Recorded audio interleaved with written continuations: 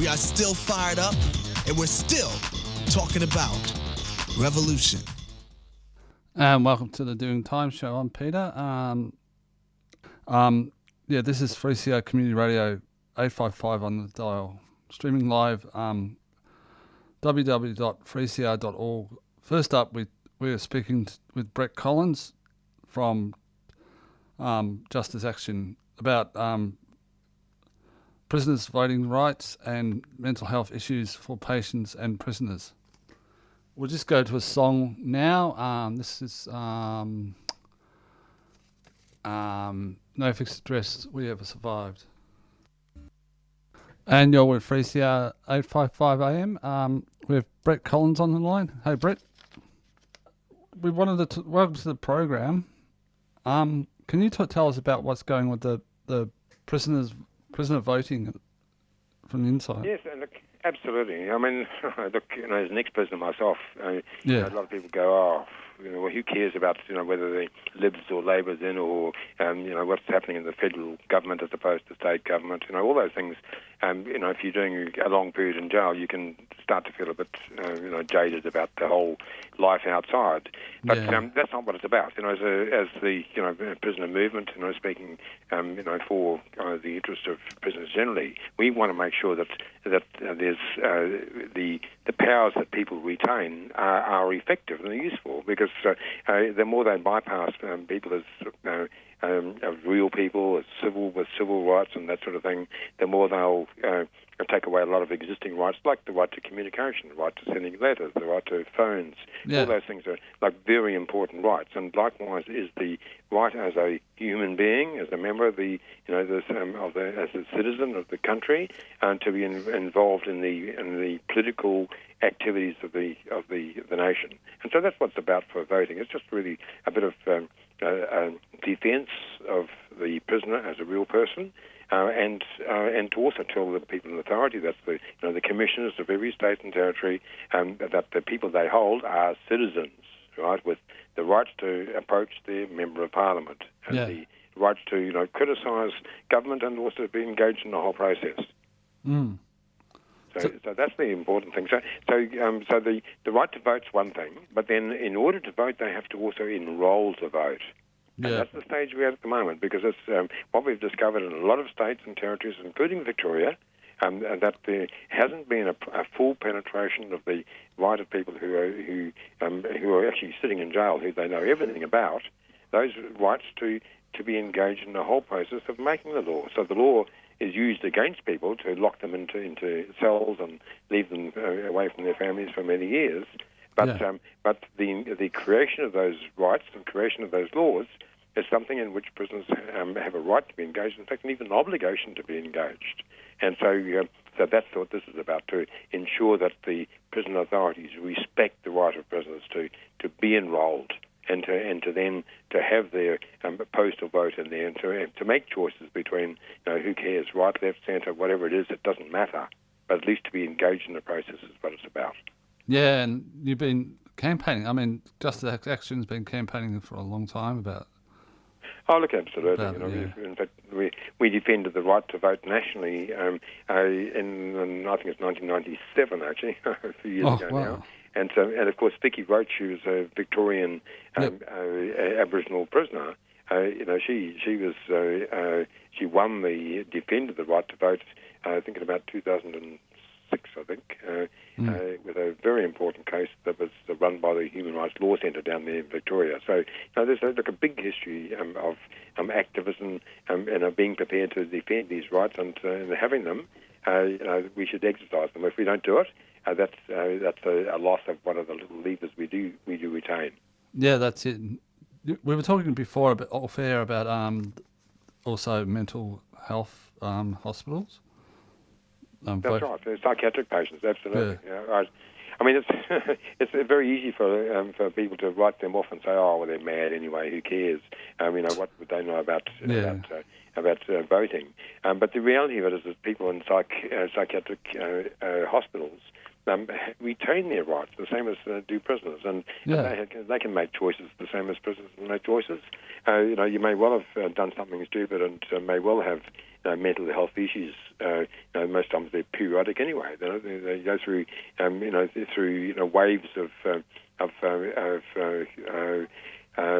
mental illness, and other times you're totally lucid. So you are entitled to be engaged in the political process, and it's one of those things that is a part of your social support as a person, and it's something that we are equally fighting to retain. So the right to people inside psychiatric hospitals to be enrolled to vote, and first of all, and then to vote.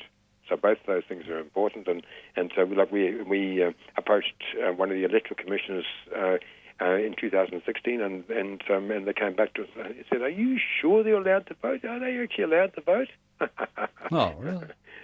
So at the top of the electoral commission, they themselves didn't realise that they had an obligation to enrol people inside the hospitals, and also to distribute material, to get the posters up, to give postal how to vote, or ensure that there was a polling booth inside the hospital itself. Now, all those things are the rights of citizens generally, and then not rights that are taken away from either patients or prisoners. Yeah. Going on to from that, mental health issues, there's forced medication on patients, isn't there?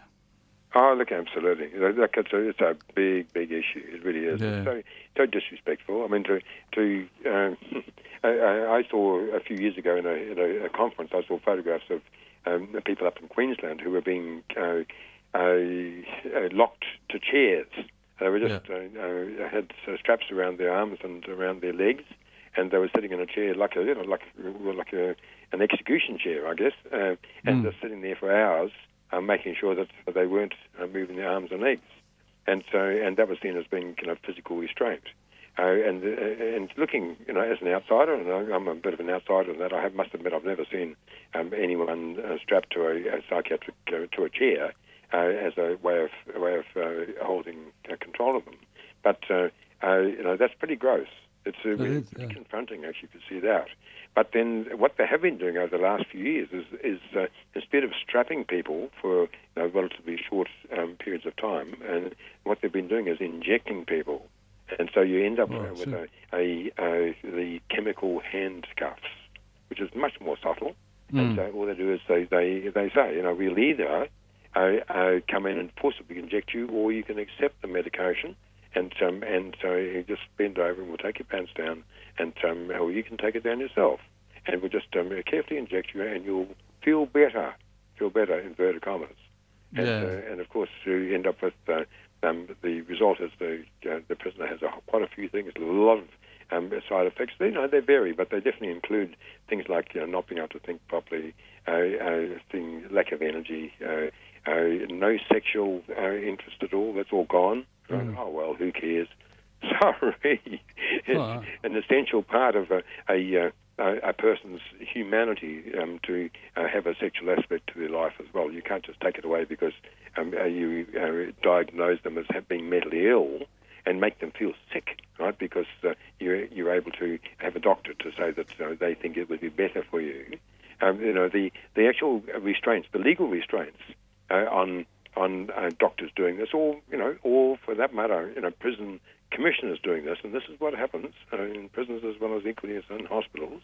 The restrictions are that normally there's an act of some sort that actually says that only if you're a risk of serious harm to yourself or others can they do that to you. But that in practice doesn't happen.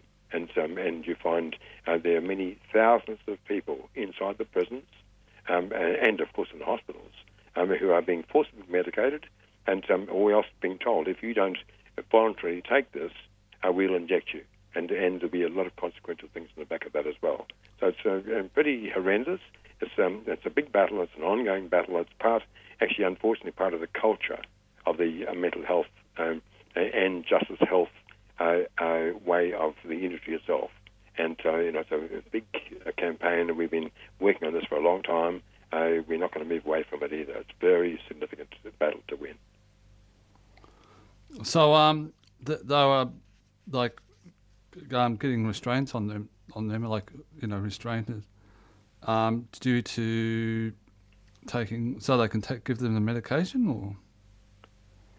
Well, that's right. Look, to be fair, there are so many people who are, so distraught inside jail, who have lost their families, lost their jobs, lost their loved ones. Who feel it's really just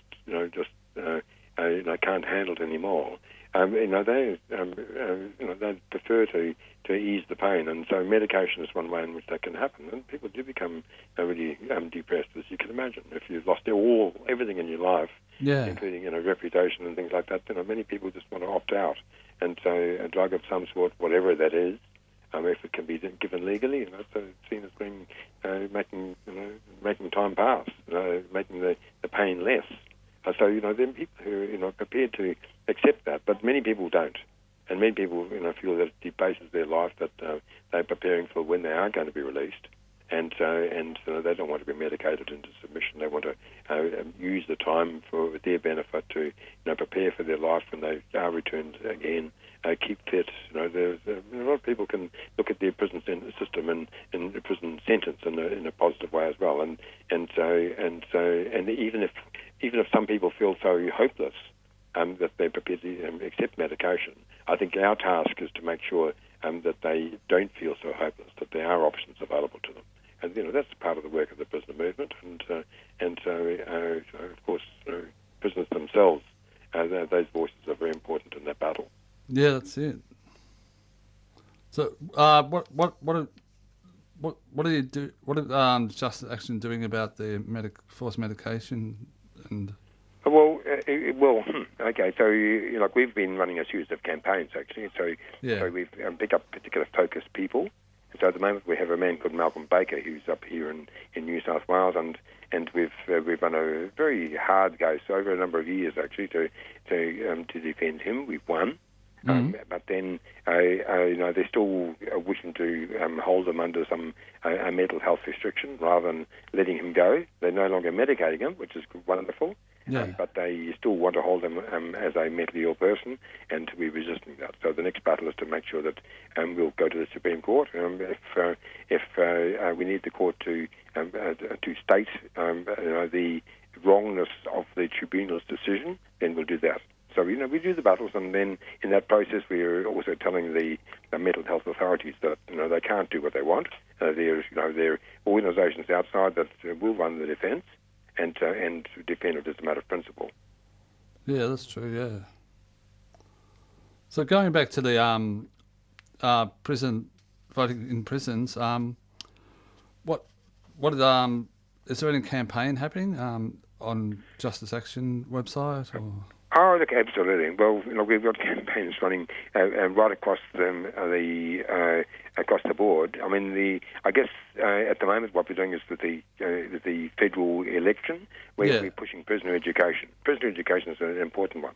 And we're getting statements from all political parties about how much effort are they prepared to put into prisoner education. What do they see as being the key things? How much money they're prepared to put into it?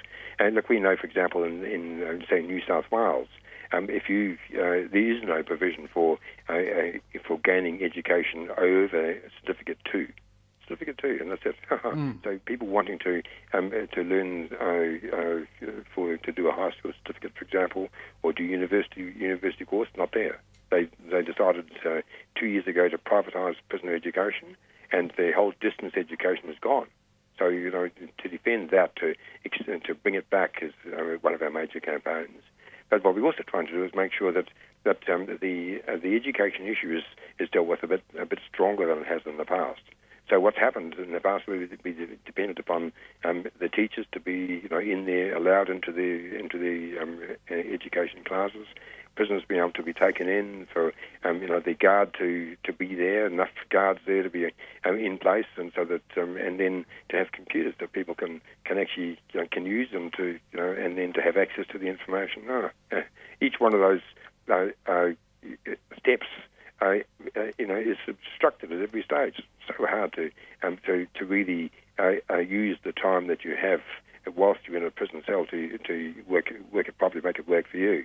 So our major campaign on this is to get computers into the cells and access to the internet.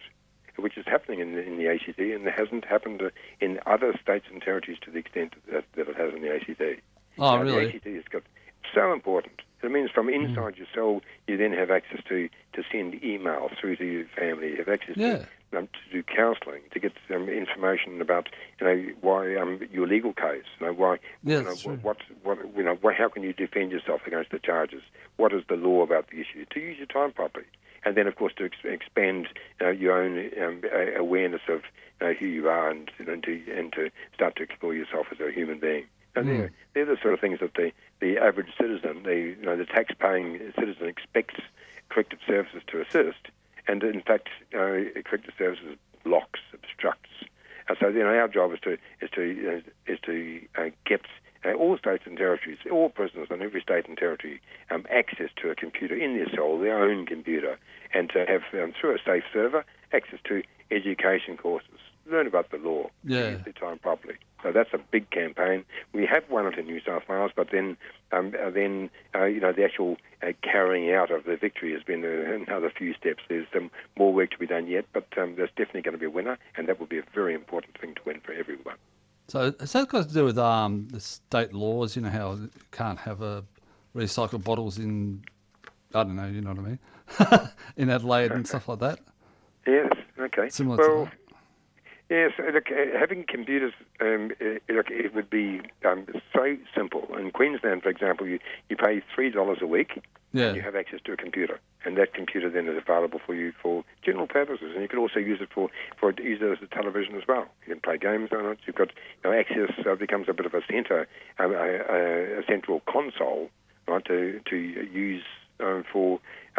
To use your time correctly, and to expand outside of just the prison walls, outside of just having your mate who's next door who you can shout outside the window to, and make jokes and shout and yell and abuse people.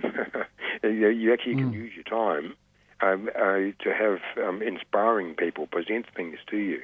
And not some silly idiot box looking at you with your 5 television channels, but to have something that stimulates you, that's addressed to you personally, and which you can interact instead of being passively watching.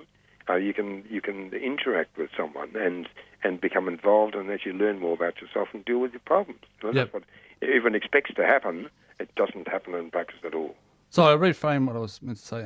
Is that like how why that there's not in it's in Canberra but not in New South Wales, and for instance, is that because of the laws, state laws? Oh, Peter, look, it's not really that. It comes down to the attitude of the government itself, the attitude of the bureaucracy. Yeah. In the ACT, they were very hesitant to build a jail at all because they depended upon New South Wales prison system to hold the ACT prisoners. Oh, so for a very long period, there were very few prisoners in the ACT, and there was no prison at all. But then when they decided to bring the prison in about maybe 12 years ago, they built it with the intention of it being like a human rights friendly prison. So every cell had a computer, and they all had access to the internet. And after a few little hiccups, everyone uses their computers, and most importantly, uses it for email.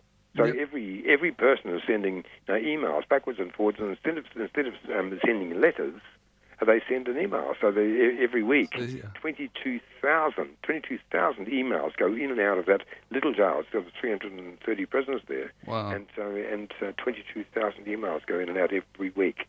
Wow. So that just gives a sense of how important it is, and of course the education as well, and all the other things follow as well. Yeah. Well, thanks very much for that. Cause, where can people find out about these campaigns? Well, probably the easiest is if people want to send letters. I'm happy to receive letters from people. Now, our PO Box is PO Box 386, Broadway, New South Wales 2007.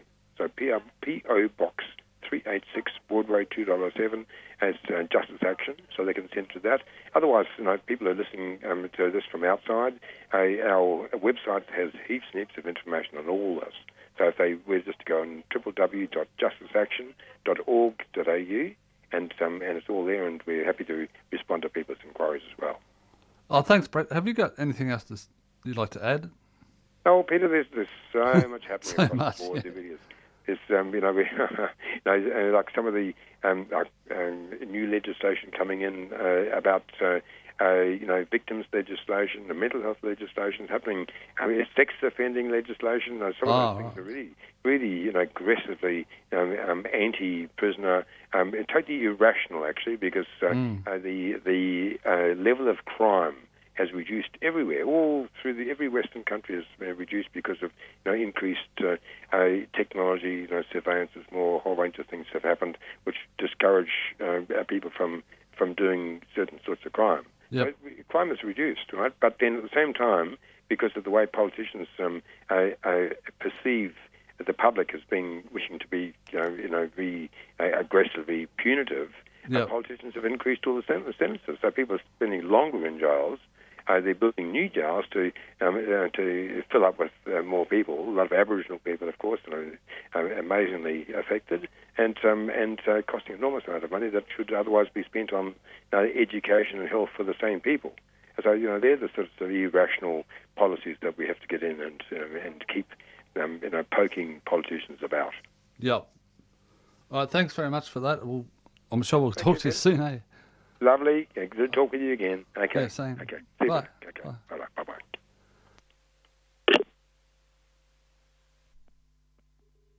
That was Brett Collins from the Justice Action, and you're with 3CR's 855 AM or www.3cr.org.au.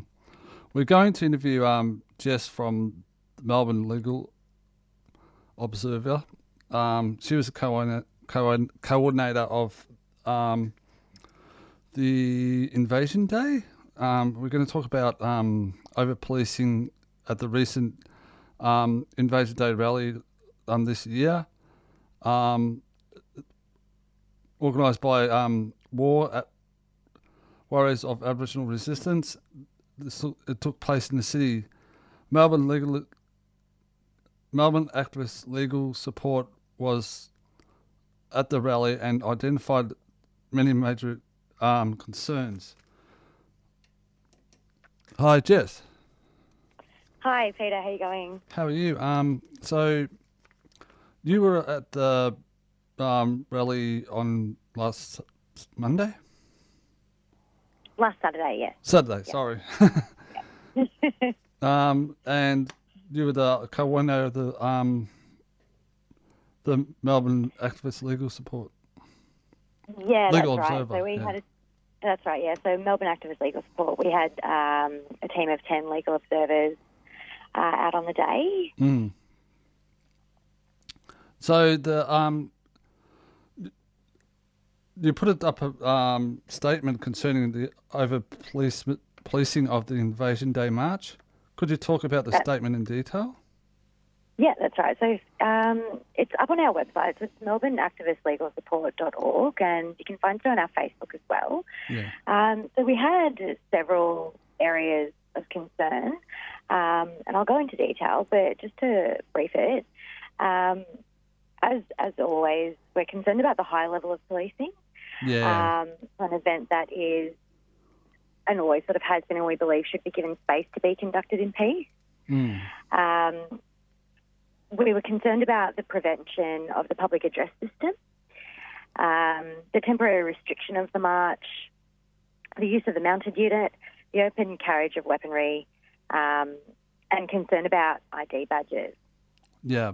So the high level of policing, look, we saw the public order response team there, the critical incident response team, which we haven't seen in past years. Mm. Now they're trained and have access to weaponry that some of the other teams don't. So concerns that they were present can generally mean that they're expecting potential incidents where they might be utilised, and it sends a message that perhaps that might occur. We also noticed an evidence gathering team, which we've been seeing at some events recently, filming attendees, filming organisers, filming some of the speeches. Oh, really? So we're not entirely sure where that goes, but for use in internal policing. Look, for anybody that's attended these marches, we know that they're peaceful, especially for events that we're looking at tens of thousands of people in the city. And for them to be conducted peacefully, it's such a credit to the organisers. And when we've got, children and elderly people with access requirements attending these events, to send a message with such a level of policing that they might look like or need that level of policing, we at MELS believe that it constitutes a form of discrimination and sort of discredits the cause. So we're quite concerned, as we have been in previous years, that it's attracting such high levels. The prevention of the public address system. So organisers have, and they have their PA system attached to that, and they use that to communicate to tens of thousands of people, not only their messaging, but also communication about where the march is going and how to move around, and that was confiscated. Yes. So we're very concerned about that. We think that it raised some safety issues, first of all, and secondly that we believe it constitutes a form of suppression of political communication. That's so true. Yeah. We weren't too happy about that one. Next, at the beginning, as the march took off from Parliament and moved a block down Burke Street, we're not too sure what happened, or why it happened, but the police formed a human barricade and stopped the march from proceeding for about 10 minutes.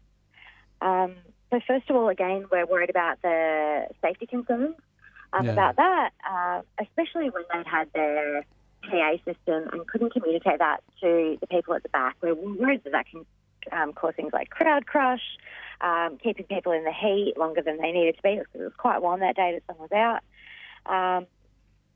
And also just prevention of a peaceful organisation. And we haven't been able to speak to anyone that knows why that happened. What we think in that scenario, what should have happened, police ought to have deferred to the rally marshals, who were well organised, who were identifiable very easily, or allow the march to proceed. It didn't seem to serve any purpose. We're not too sure what the intent was. Now, the next thing we're concerned was, as we always are, the use of the mounted unit. So the horses, the police horses, we don't think there is any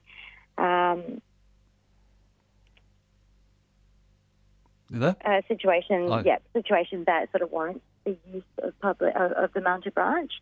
As we saw, there was an incident at the St Kilda rally recently, where the far right met the left, where we saw an incident where the horses caused quite a dangerous situation, because we've got people and access issues, and if horses are in close proximity, the risk of injury significantly rises, and we do see the horses moving around people quite closely, so we don't think that they should ever be used. While they're not there utilised for crowd control, their presence just remains unnecessarily intimidating, and so we like to remind people that Invasion Day rallies have proceeded entirely peacefully, so we really don't think they warrant the use of the mounted branch. Yep. We're also concerned, along the same line, is the use of large police vehicles in close proximity to the crowd. So we saw the deployment of some bull vans and other sort of large vans that we think were used to transport the police there. So up on Spring Street at the beginning of the march and following the march, we saw them positioned as close as 5 metres to tens of thousands of people, which we just think is entirely unnecessary and poses the risk of serious injury, and not something we want to see. And the open carriage of weaponry. So there's been a significant escalation in the militarisation of the weaponry Victoria Police have. So we're starting to see flash noise, distraction devices, the newly acquired stinger grenades. We're starting to see them come out more often. So we were seeing them on police bodies. We also, one of our legal observers also observed a member of Victoria Police openly carrying a canister of OC spray out of its holster, just casually walking around. Wow, that's cool. Yeah, so again, we can't find a reason that was warranted. We don't think it ever is.